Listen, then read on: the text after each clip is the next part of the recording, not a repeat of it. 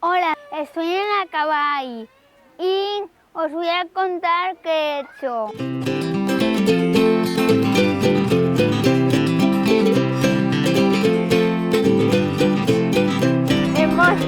Hemos jugado con las gallinas.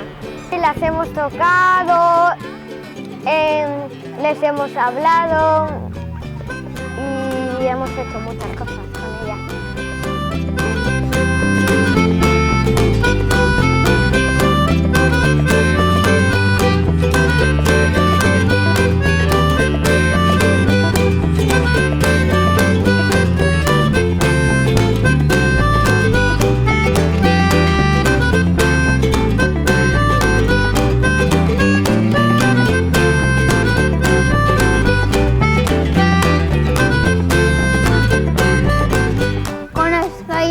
Les he hablado, les he tocado y me han contado algún secreto. Les preguntaré si le quiere contar el secreto.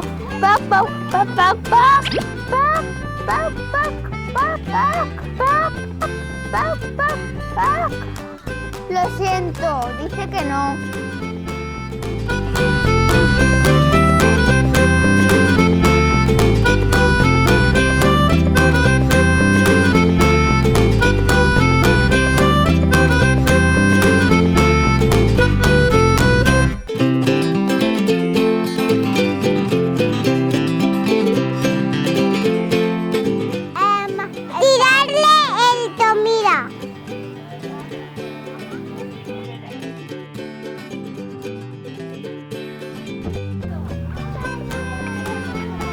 Picaban.